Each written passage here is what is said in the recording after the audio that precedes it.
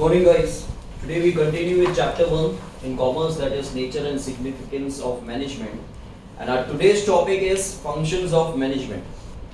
ठीक है, अब यहाँ पे देखो मैनेजमेंट के अलग अलग एक्सपर्ट्स, क्योंकि एक्सपर्ट एक ही नहीं होता, अलग अलग एक्सपर्ट्स होते हैं, तो एक्सपर्ट्स की राय भी अलग अलग, जितने लोग उतनी बातें, जैसे हमेशा कहा जाता है। आप सभी लोग यहाँ पे बैठे हैं, ठीक है, सबकी एक ही कोई भी मुद्दे के ऊपर अलग अलग राय हो सकती है, अलग अलग सजेशंस हो सकते हैं। वैसे ही यहाँ पे वी हैव डिफरेंट एक्सपर्ट्स जो फंक्शंस के बारे में, जो मैनेजमेंट के फंक्शंस हैं, उनके अकॉर्डिंग अलग अलग मैनेजमेंट फंक्शंस है। किसी के हिसाब से 3 ही है, किसी के हिसाब से 4 है, किसी के हिसाब से 5 है, किसी के हिसाब से 7 है।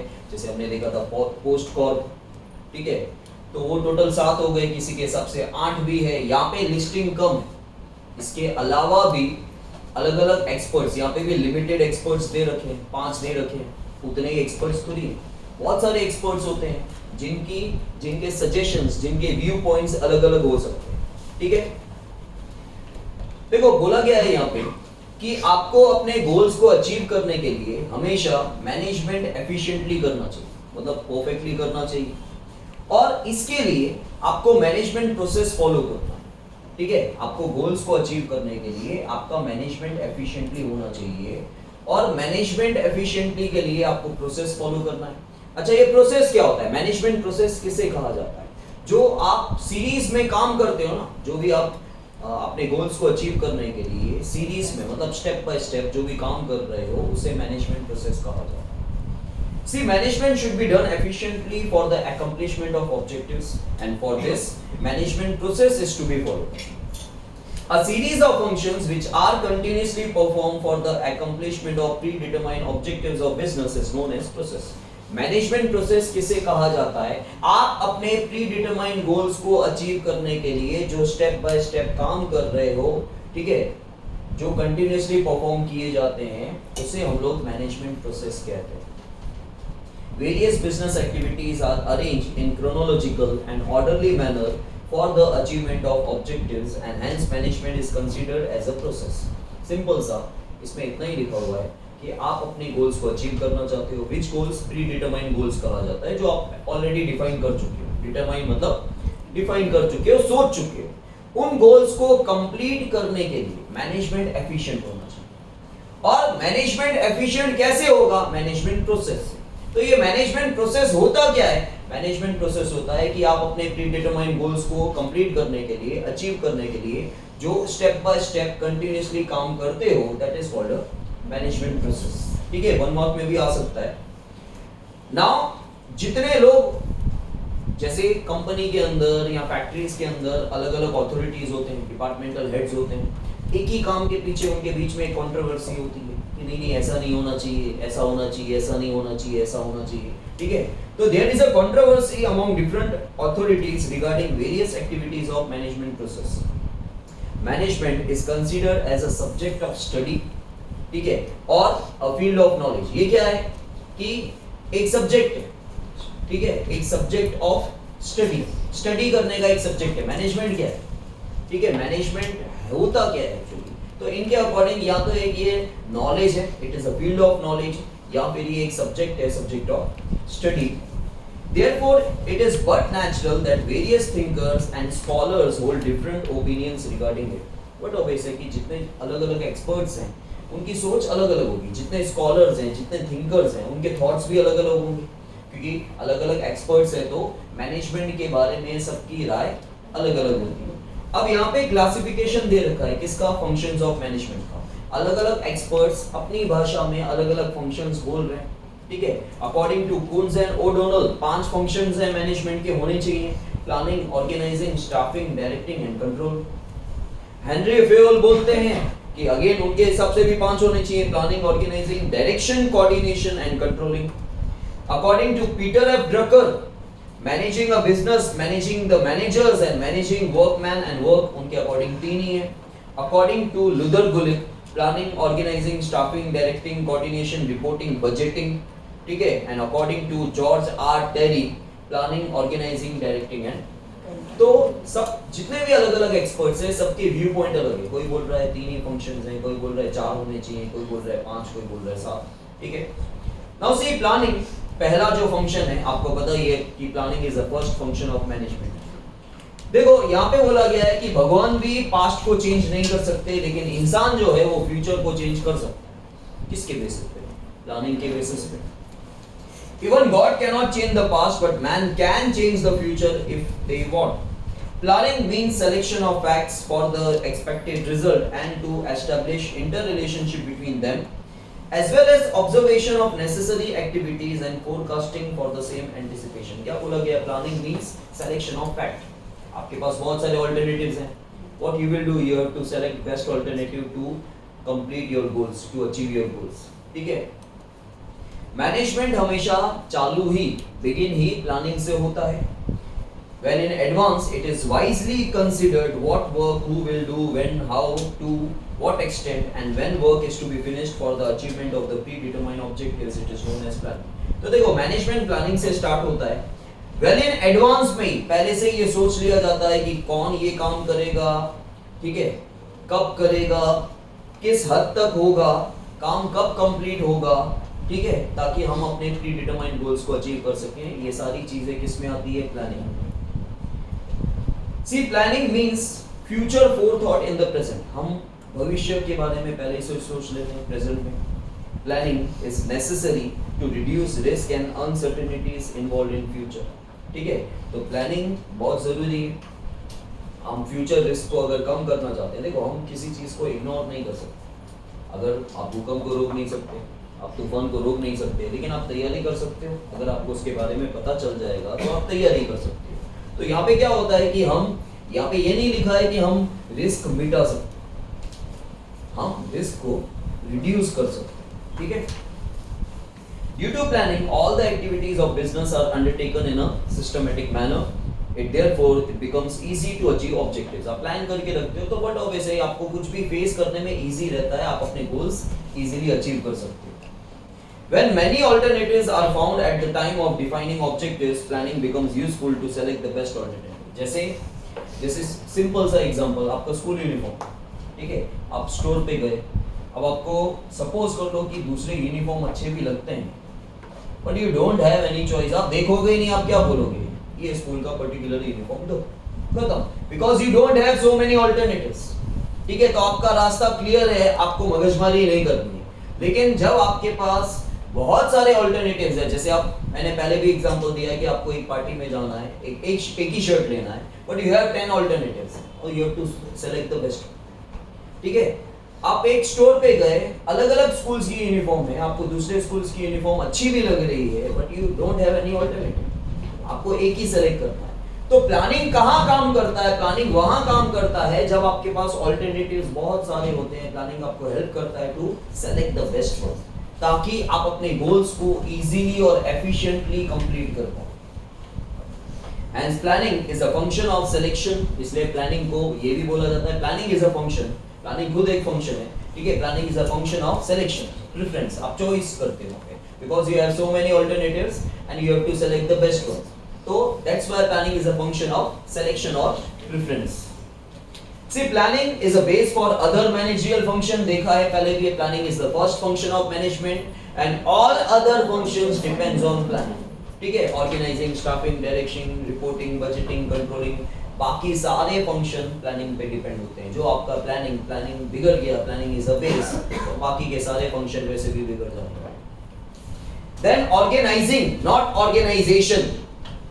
ठीक है, ऑर्गेनाइजिंग अलग होता है। ऑर्गेनाइजिंग मतलब ऑर्गेनाइज करना, अरेंज करना। ऑर्गेनाइजेशन क्या होता है? वो तो एक स्ट्रक्चर।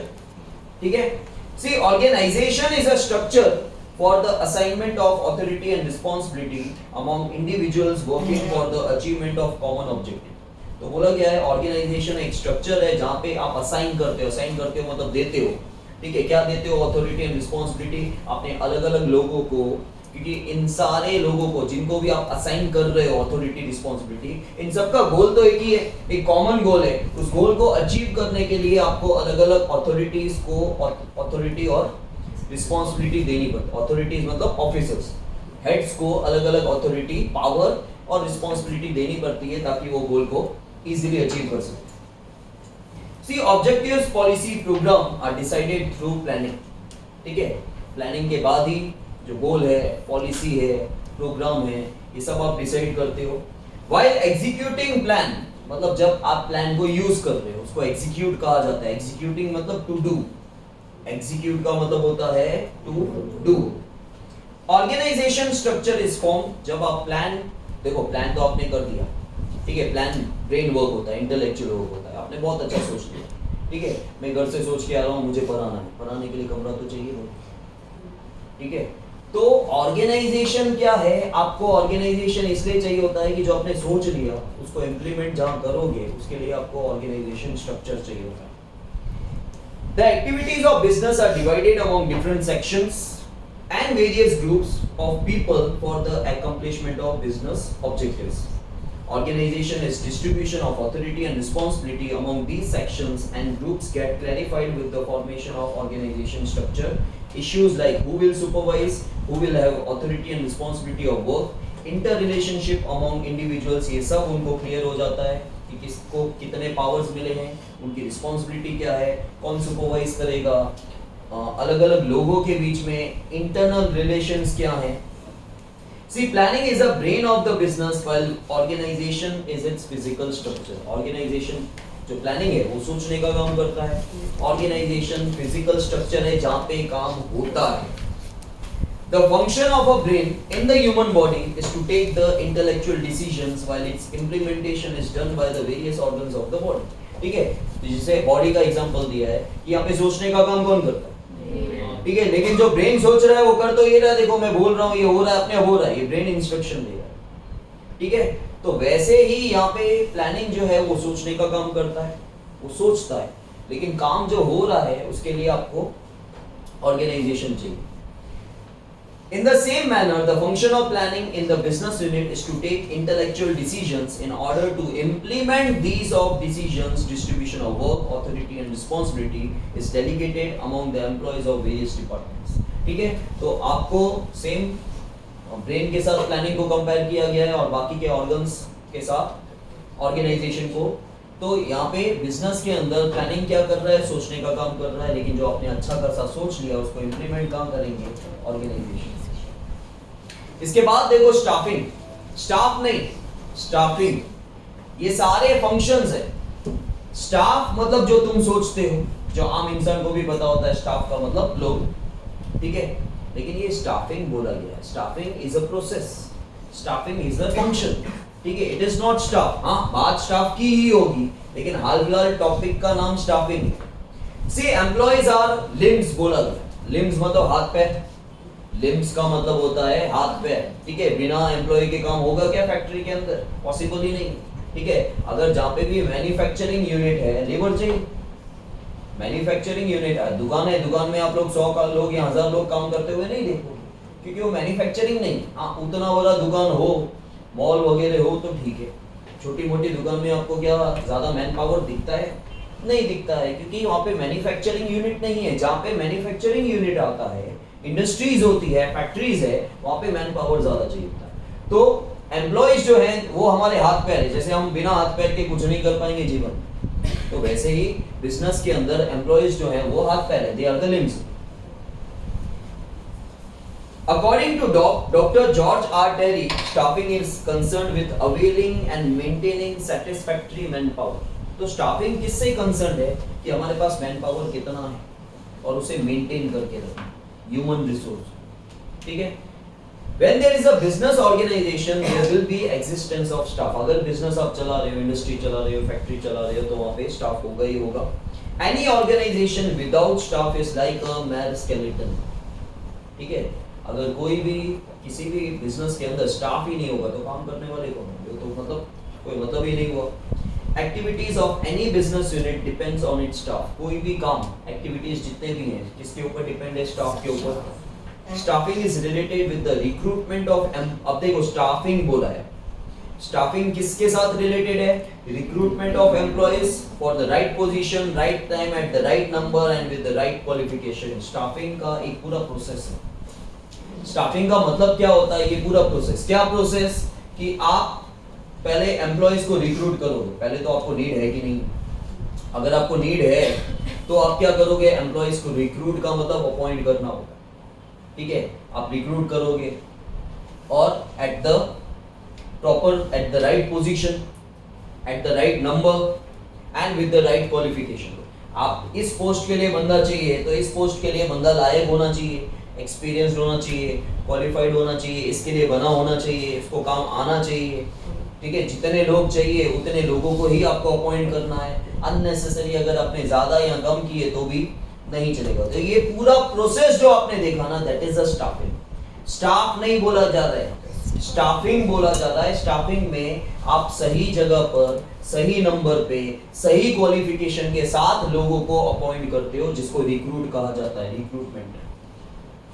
इट ऑल्सो इंक्लूड्स, अब आपने जब सपोज कर लो कि बंदे को रख दिया, सेलेक्ट किया, उसके बाद आप उसको ट्रेन करोगे, जरूरत पड़ने पर ट्रांसफर करोगे, जरूरत पड़ने पर उसको प्रमोशन दोगे, जरूरत पड़ने पर उसको डिसमिस भी करोगे, नीचे भी गिराओगे। ठीक है, retirement and welfare activities of employees, ये सब भी चीजें किसमें आ जाती है, स्टाफिंग में आ जाती है। और एम्प्लॉयज को बूस्ट करना पड़ता है, जैसे हम लोग आपको बूस्ट करते हैं बार बार, ठीक है, काम करो, तो आपको वहां पे भी क्या है, एम्प्लॉय से काम निकलवाने के लिए उनको एंथुजियाज्म, ठीक है, एक जोश भरना पड़ता है। ज़ील मतलब हैप्पीनेस, एक अच्छा हार्मोनियस एटमॉस्फेयर आपको क्रिएट करना है करके, मतलब जहाँ पे जो सुपरवाइजर है और जो एम्प्लॉयज है उनके बीच में एक रिलेशन अच्छा होना चाहिए, एक प्रॉपर एटमॉस्फेयर होना चाहिए ताकि एम्प्लॉय खुश होके काम करे। खाना सबके घर पे बनता है, लेकिन खाना जब चिक चिक के साथ बनता है, ठीक है, और अगर बोलते हैं कि खाना बनाते वक्त अगर ध्यान, जो भी लेडी या जेंट्स जो भी बना रहा है, ध्यान के अंदर अगर कुछ नेगेटिव चल रहा है तो खाने पे भी उसका असर पड़ता है। ठीक है, सब बोला जाता है कि आपका ध्यान जैसा है वैसा खाना बनेगा। तो अगर एटमॉस्फेयर अच्छा नहीं, आप यहाँ हो काफी बार हो तो यही कर रहे हो, सोच कुछ और रहे हो, तो काम में फोकस नहीं है तो रिजल्ट वैसा आता है। हर जगह वही है, मैं पढ़ा रहा हूँ और मेरा ध्यान अगर किसी और बात में है, ठीक है, तो मैं बोल तो जा रहा हूँ, ठीक है, लेकिन उतना सेटिस्फेक्शन वे से नहीं बोल रहा हूँ, तो यहाँ मुझे सेटिस्फेक्शन नहीं मिलेगा, यहाँ आपको सेटिस्फेक्शन नहीं मिलेगा। ठीक है, तो यहाँ पे वही चीज समझाई गई है कि हमको बूस्टअप करना पड़ता है एम्प्लॉइज को, उनको एक प्रॉपर एटमॉस्फेयर देना पड़ता है, तब जाके प्रोडक्शन एफिशिएंटली होता है और एफिशिएंसी के साथ होता है। Ultimately it will lead to increase in productivity and efficiency of the organisation. ये सब क्यों हो रहा है, एम्प्लॉइज को खुश रखने के लिए नहीं हो रहा है। अल्टीमेटली क्या होगा, प्रोडक्शन अच्छा होगा, प्रोडक्शन ऊपर जाएगा और अच्छा होगा, एफिशिएंटली होगा। Staffing function studies problem related to employees, और स्टाफिंग में ये भी आ जाता है कि अगर एम्प्लॉइज के रिलेटेड कुछ भी प्रॉब्लम है या उनकी नीड्स है, डिमांड्स है, कंप्लेंट्स है, सब कुछ आ जाएगा। The success of any business depends on it's employees. At present, staffing also includes manpower planning, human resource development, evaluation of work, job analysis, etc. It is the strong belief of every progressive management that a satisfied staff is an invaluable of the खाली staff नहीं, staff है, staff क्या है, business का assets है, वो क्या है, हाथ पैर, उसके बिना काम नहीं चलने वाला, लेकिन staff satisfied होना चाहिए। अगर staff satisfied नहीं हुआ, मतलब वो रोते रोते काम कर रहा है या उसका ध्यान नहीं है, तो प्रोडक्शन पे इफेक्ट आएगा, और प्रोडक्शन पे इफेक्ट आएगा तो आपकी इमेज पे इफेक्ट आएगा, आपके प्रॉफिट पे इफेक्ट आएगा। तो आप स्टाफ को सबसे पहले खुश रखो। देन डायरेक्टिंग, डायरेक्टिंग का मतलब है डायरेक्शन, आप गाइड करना, सुपरवाइज करना। See direction means to guide and to supervise the employees for the accomplishment of, again आपका एक ही टारगेट है भाई, आप अपने प्री डिटरमाइंड गोल्स को अचीव करना चाहते हो, उसके लिए सब कुछ करना है। एम्प्लॉइज के लिए कुछ नहीं कर रहे हैं। बहुत कम लोग होते हैं जो एम्प्लॉइज की खुशी भी चाहते हैं, ठीक है। बाकी जनरली क्या होता है कि हम हमारा टारगेट अचीव करना चाहते हैं, जैसा बुक्स में लिखा हुआ है, फॉर द अकम्प्लिशमेंट ऑफ, इसलिए हम उनको डायरेक्ट कर रहे हैं, इसलिए हम उनको सुपरवाइज कर रहे हैं कि वो प्लानिंग के अकॉर्डिंग काम हो रहा है कि नहीं हो रहा है। In order to achieve predetermined objectives, it is very important to direct and supervise employees of an organization effectively. In a business unit, planning is done after defining objectives. An ideal organization structure is formed, raw material and machineries are purchased, and staff is appointed. तो आप अपने goals को achieve करने के लिए ही उनको direct और supervise करते हो, वो जरूरी है उनको डायरेक्ट और सुपरवाइज करना, ताकि आपने जैसे गोल्स तैयार किए थे वो अचीव हो। और सबसे पहले बिजनेस यूनिट में प्लानिंग इज डन आफ्टर, सबसे पहले क्या होता है, आप ऑब्जेक्टिव्स डिफाइन करते हो, मतलब डिटरमाइन करते हो। फिर ऑर्गेनाइजेशन स्ट्रक्चर फॉर्म होता है, फिर नेसेसरी रॉ मटेरियल और मशीन्स परचेज होती है, और फिर स्टाफ अपॉइंट होता है। लेकिन ये सब कब होता है? इसके बाद मतलब प्लानिंग होता है। Planning is done after all this. पहले आप गोल तैयार करते हो, डिसाइड करते हो, फिर आप ऑर्गेनाइजेशन स्ट्रक्चर फॉर्म कर रहे हो भाई जहाँ पे काम होना है, उसके बाद आप नेसेसरी रॉ मटेरियल्स और मशीनरी लेते हो, और फिर स्टाफ को अपॉइंट करते हो। In spite of it, all these efforts become useless if the superiors fails to provide proper direction to employees or workers. ठीक है, जैसे मैं पूरे क्लासेस पे सेंट्रली एसी कर दूं, मैं हाई फाई स्टाफ रख दूं, लेकिन स्टाफ को मैंने ट्रेन नहीं किया कि मेरे यहाँ पे क्या होता है। नो डाउट मेरे पास अगर एक्सपीरियंस स्टाफ होगा तो काम जानता होगा, लेकिन मेरे तौर तरीके अलग हैं। अगर मैं उनको, हर जगह ऐसा ही होता है, जब आप बड़े से बड़ी डिग्री लेके भी पास आउट होके टॉप करके भी जाओगे ना, हर ऑर्गेनाइजेशन आपको अपने तौर तरीके बताएगा कि मेरे यहाँ पे ऐसा चलता है, ऐसा होना चाहिए। ठीक है, तो मेरे पास भले ही वेल एक्सपीरियंस स्टाफ हो, ठीक है, और हाईली क्वालिफाइड हो, बहुत सालों का एक्सपीरियंस हो, लेकिन हो सकता है मेरी सोच अलग है और उनकी सोच अलग है। तो मेरी सोच पे चलने के लिए मुझे उनको ट्रेन करना है। तो आपके पास कितना कुछ अच्छा क्यों नहीं हो, लेकिन अगर आपने आपके स्टाफ को, अपने एम्प्लॉइज को डायरेक्ट या सुपरवाइज नहीं किया तो सब कुछ फेल हो जाएगा। Other management functions are worthless without direction. Direction includes various activities like to direct the subordinates, to supervise them, to give orders and instruction, to fix the work, to motivate the workers, to provide leadership. तो direction सारी चीजें include करता है। आप subordinates, आप superior, अगर आप order दे रहे हो तो आपके नीचे जिसको ऑर्डर दे रहे हो उसको सबॉर्डिनेट कहा जाएगा, आप उसके सुपीरियर हो। तो सबॉर्डिनेट्स को डायरेक्ट करना, उन्हें सुपरवाइज करना, उनको ऑर्डर्स इंस्ट्रक्शन देना, काम को फिक्स करना, साथ ही साथ उनको मोटिवेट करना, एंथुजियाज्म देना उनको, ठीक है, और उनको लीडरशिप प्रोवाइड करना, क्योंकि लीडर का होना जरूरी है। और लीडर तब कहलाता है जब आपके फॉलोवर्स होंगे, याद रखना। आप लीडर हो तो आप लीडर तब हो जब आपके फॉलोवर्स हैं, तो नहीं तो आप किसके लीडर होगे? तो लीडरशिप तब आती है या लीडर तब आता है जब पहले फॉलोवर होते, तो लीडर होता है। ठीक है, see direction is a continuous process, it is required at every level of management. Last one is a controlling. See controlling, आपको पता है कंट्रोल का मतलब होता है यू हैव टू चेक कि प्लानिंग के अकॉर्डिंग काम हो रहा है कि नहीं हो रहा है। Controlling is the function of maintaining balance among efforts, resources and objectives. Controlling is the last function of management. The function of controlling is to see whether all the business activities are done with the conforming of planning or not. तो controlling का काम ये होता है कि planning के according काम हो रहा है कि नहीं हो रहा है, वो check करना। As per traditional concept, controlling means to have restriction on employees' activities, to have strict approach, provision of punishment or fine in case of employees making mistake, transferring them or withholding their promotions and so on. But it is a negative approach of controlling. पुराने ज़माने में, मतलब पुराने तरीके जो थे, उसको negative approach कहा जाता। कंट्रोलिंग पुराने ज़माने में, या पुराना जो अप्रोच, मतलब पुराना जो मेथड चलता था, उसको अप्रोच कहा जाता है। ठीक है, उसमें नेगेटिव, कंट्रोलिंग को नेगेटिव अप्रोच कहा जाता था। क्यों? क्योंकि उसमें होता ही था कि भाई एम्प्लॉइज को ऐसे बांध के रखा जाता। वहाँ पे कंट्रोलिंग का डेफिनेशन ही कुछ और पुराने टाइम पे, कि एम्प्लॉइज को बांध के रखा जाता था, या उनसे ठीक से काम ना हो तो उनसे फाइन लिया जाएगा, या उनको डिसमिस कर दिया जाएगा, या उनको ट्रांसफर कर दिया जाएगा, या उनका प्रमोशन अटका दिया जाएगा, ये सब होता था। तो वो ट्रेडिशनल कॉन्सेप्ट, उसको ट्रेडिशनल कॉन्सेप्ट बोलते हैं कि पुराने जमाने में ऐसा होता था, या कुछ समय पहले ऐसा होता था, अभी ऐसा नहीं होता। तो वो एक नेगेटिव अप्रोच हो गया। ठीक है, क्योंकि इसमें सब कुछ नेगेटिव हो रहा है एम्प्लॉइज के लिए। But controlling is a positive concept in the modern time. लेकिन आजकल के जमाने में मैनेजर के साथ एम्प्लॉय बैठता है, आराम से खाना खाता है। पहले क्या होता था? पहले अगर आपने पिक्चरों में भी देखा हो कभी भी मैनेजर आ गया तो ऐसे भी खड़ा हो जाएगा। अभी तो भाई वो मैनेजर को नाम से ही बुला रहा है, मैनेजर तो अंदर, बाहर तो मैनेजर नहीं है। और मॉडर्न कॉन्सेप्ट में आजकल यही हो जाता है, जिसको, क्योंकि देखो सबके ऊपर टारगेट्स है। आप मार्केट में जब आगे चल के काम करोगे और जब नौकरी करोगे, अगर बैंकिंग सेक्टर हो या कोई भी सेक्टर हो, आज मैनेजर के ऊपर भी टारगेट है। पुराने मैनेजर्स, पहले क्या होता था, उतना बिजनेस नहीं होता था, बैंकिंग है तो बैंकिंग का ही काम होता है, लेकिन आज बैंकिंग के अंदर इंश्योरेंस भी हो रहा है, शेयर्स का परचेसिंग सेलिंग भी हो रहा है, सब कुछ हो रहा है, सब में सब कुछ आ गया, तो सबको टारगेट्स दे दिए। आज मैनेजर को भी टारगेट मिले हैं, ब्रांच जो मैनेजर है उस ब्रांच का जो मेन हेड है उसको भी टारगेट मिले, सबको टारगेट मिले। तो अब क्या है, मैं खाली वो हथौड़ा लेके बैठा रहूंगा, अरे काम हो जाना चाहिए, तो नहीं, ठीक है। और हर जगह आप जैसे जो बच्चे मेरे पास पहले से आ रहे हो, जो 8 से आ रहे हो या 9 से आ रहे हो, उन्होंने मेरा पहले का नेचर और अभी के नेचर में डिफर देखा होगा।